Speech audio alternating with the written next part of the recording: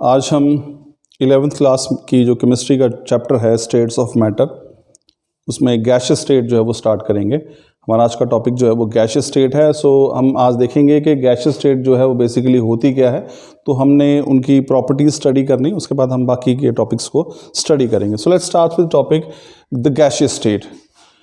As you all know, students, that there are mainly three states of matter. One is the solid, liquid and gases. तो तीन अवस्थाएं हैं किसी पदार्थ की: ठोस जिसको आप सॉलिड कहते हैं, तरल जिसको आप लिक्विड कहते हैं, और गैस जिसको आप गैस ही कहते हैं। तो आज हम गैसियस स्टेट के बारे में पढ़ेंगे। तो गैसेस हैं क्या? It is that state of matter which is characterized by no definite shape, no definite volume.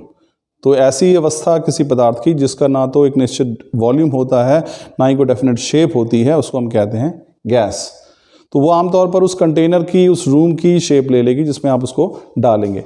तो अगर हम बात करें, बेसिक से स्टार्ट करते हैं स्टूडेंट्स, तो गैसियस सब्सटेंस है क्या? अगर आप इसे देखेंगे तो in periodic table there are 11 elements in the table that exist in the gaseous state at room temperature. अगर आप पूरे इसकी बात करें आवर्त सारणी या पीरियोडिक टेबल की, तो आप देखें 11 ऐसे एलिमेंट्स हैं जिसको यहाँ पे मैंने दिखाने की कोशिश की है, जो कि रूम टेम्परेचर पे गैसियस स्टेट में एग्जिस्ट करते हैं। ध्यान रखिए, अगर आप हीट करेंगे फिर तो कोई लिक्विड सब्सटेंस जो है वो भी गैसियस स्टेट में आ जाएगा, लेकिन रूम टेम्परेचर की बात हो रही है। तो रूम टेम्परेचर पे अगर हम बात करें तो 11 एलिमेंट्स या तत्व ऐसे हैं जो कि गैसियस स्टेट में एग्जिस्ट करते हैं। कौन कौन से एलिमेंट्स हैं वो आप यहाँ देख सकते हैं, नाम देखिए। तो वो 11 हैं: hydrogen, helium, nitrogen, oxygen, fluorine, chlorine, neon, argon, krypton, xenon और radon.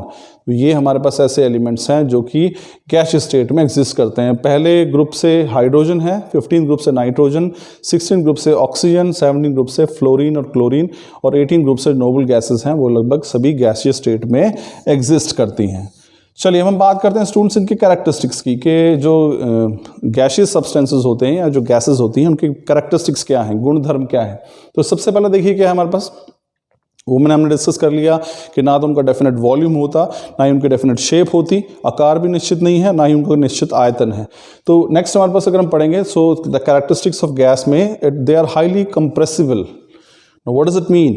Highly compressible means that they can be compressed to large extent. हम उनको बहुत हद तक दाब लगाकर संपीड़ित कर सकते हैं, उनको प्रेशराइज कर सकते हैं ताकि वो छोटे, उनका वॉल्यूम जो है वो कम किया जा सके।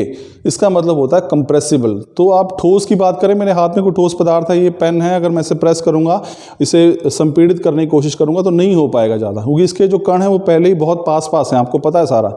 लिक्विड को कुछ हद तक मैं कंप्रेस कर सकता हूँ, लेकिन सबसे ज़्यादा जो संपीड़ित किया जा सकता है, कंप्रेस किया जा सकता है किसी को, वो कौन सी अवस्था है? वो है गैसियस स्टेट। तो गैसेस जो हैं वो हाईली कंप्रेसिबल होती हैं, बहुत अधिक उनको संपीड़ित किया जा सकता है। फिर हम बात करते हैं कि डेंसिटी की, घनत्व। डेंसिटी क्या होती है? मास पर यूनिट वॉल्यूम। तो इनकी जो डेंसिटी होती है वो भी बहुत कम होती है, क्योंकि बहुत बड़े वॉल्यूम में इनका बहुत कम ही जो द्रव्यमान है वो आ जाता है, मास आ जाता है। तो उसकी वजह से वॉल्यूम बहुत ज़्यादा है, मास बहुत कम है, तो ऑटोमेटिकली डेंसिटी भी कम हो जाती है।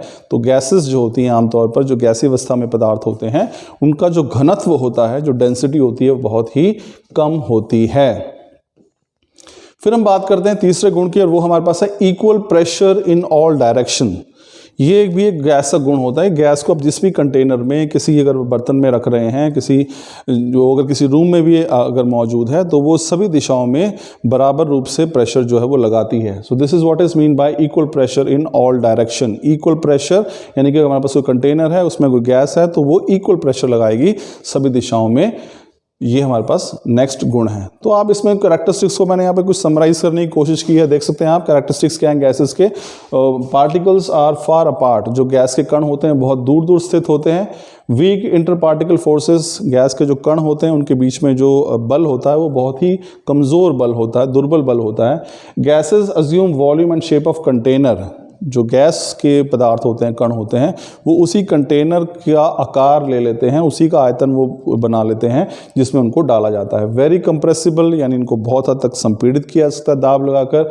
फ्लो रेडिली, ये बड़ी आसानी से प्रवाहित हो जाती हैं। प्रवाह जिनको तो फ्लूइड्स कहते हैं, तो गैसेस भी फ्लूइड्स की कैटेगरी में आती हैं, बड़ी आसानी से ये फ्लो कर जाती हैं, तो दे फ्लो रेडिली।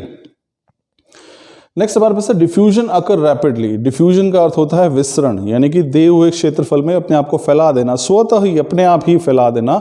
ये जो गुण है ये कहलाता है डिफ्यूजन। जिसको आप हिंदी में विसरण कहते हैं। तो गैसेस जो हैं वो बहुत विसरण दर्शाती हैं और वो बड़ी आसानी से विसरित हो जाती हैं। आप देखा होगा कहीं पे अगर घर में आपने किसी कोने में अगरबत्ती लगा रखी है तो कुछ ही समय में सारे घर में उसकी महक आप महसूस कर सकते हैं। तो गैसीय अवस्था में सारी जगह अपने आप ही फैल जाती है, इसी को कहते हैं हम डिफ्यूजन। लार्ज फ्री वॉल्यूम, तो इसमें देखिए कि इनका अगर मैं बात करूं किसी वॉल्यूम की, तो बहुत बड़े कमरे में अगर आप सिर्फ थोड़ी सी गैस भी डालेंगे तो वो सारे आयतन को घेर लेती हैं। तो आमतौर पर अगर आप देखेंगे वास्तविक रूप से जो वॉल्यूम है, आयतन है, वो गैस का काफ़ी कम है, लेकिन वो पूरे के पूरे क्षेत्रफल जो उसका आयतन है उस सभी को पूरे को घेर लेती हैं। तो अधिकतर जो वॉल्यूम है वो खाली ही रहता है।